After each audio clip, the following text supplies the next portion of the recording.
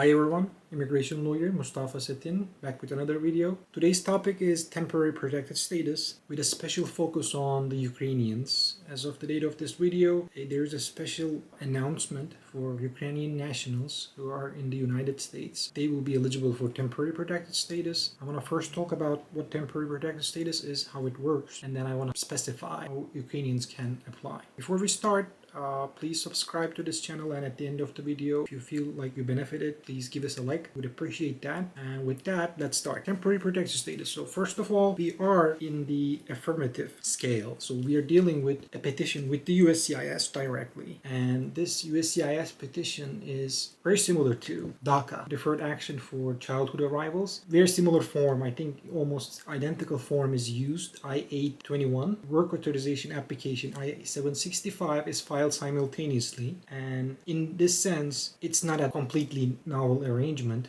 Okay, so what is temporary protected status? As the name suggests, it is a immigration status that is given to nationals of designated countries temporarily because of what's going on in those countries. This could be an armed conflict, this could be a natural disaster, but currently there are multiple countries listed, designated for temporary protected status. Ukraine is going to be one of them because of the situation there. And like the name suggests, it's temporary, but the good thing is this administration extended the validity period up to 18 months. It wasn't like that with the previous administration. Currently it's for 18 months. So what is the eligibility criteria? How do you qualify for temporary protected status? So to qualify, first of all, you have to be admissible for immigration benefits. What that means is, in simple terms, you have to have nothing that prevent you from getting a immigrant benefit. You're not supposed to have a conviction. You're not supposed to be inadmissible for other reasons articulated in the Immigration Nationality Act. And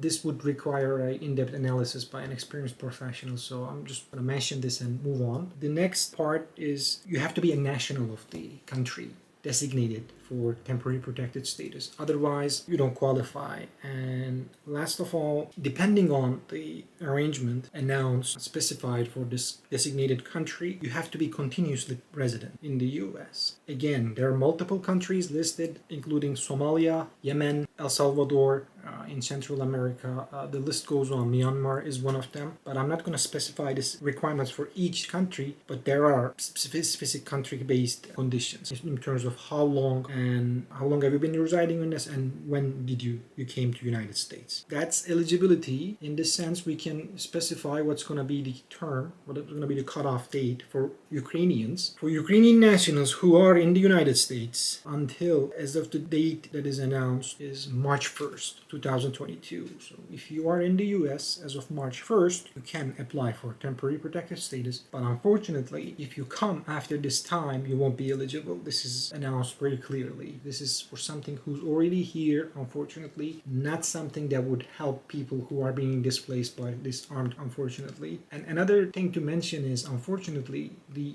US laws, the refugee definition currently, without a specific designation, country-specific designation, under the current definition of a refugee, unfortunately, Ukrainians don't qualify as refugees because technically there has to be a persecution or fear of persecution or past persecution from an actor, the country, the nationality country that the individual is hailing from, or a private actor. And in this case, it's very complicated. The idea a foreign force would be considered a private actor for asylum purposes. So unfortunately, that perspective doesn't seem very clear.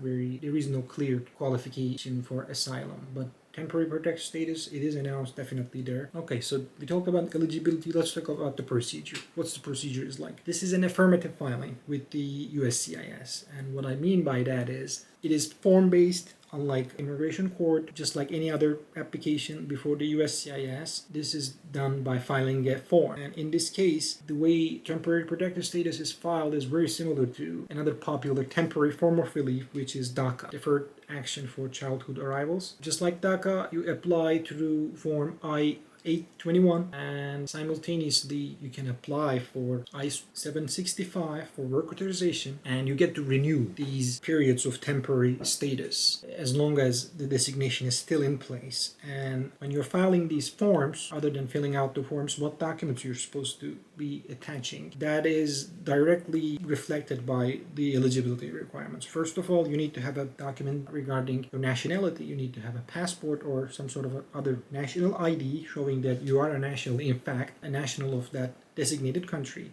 And like we talk about eligibility requirement, you need to prove that you entered the country at a certain date. Otherwise, you can qualify. And this can be proved by a passport stamp, by an I-94 record. And in the case of Ukrainians, March 1st is the date, so there is no set time frame that in which individuals are supposed to be in the US. So whoever is in, no matter for how long, as of March 1st, they qualify. With that, we should also discuss the nature of TPS. So the TPS, temporary protected status, is a immigration status for the purposes of those who are in different immigration statuses, like other non-immigrant arrangements, non-immigrant statuses, visas. Then the question becomes, what happens if I go on TPS and after it is over, having TPS would have any detrimental effect on my future immigration applications, future immigration benefits? The answer is most likely no. Depending on your immigration history, if you were in status, going on TPS is not going to disqualify you from further immigration benefits. And with that, I'd like to conclude the video.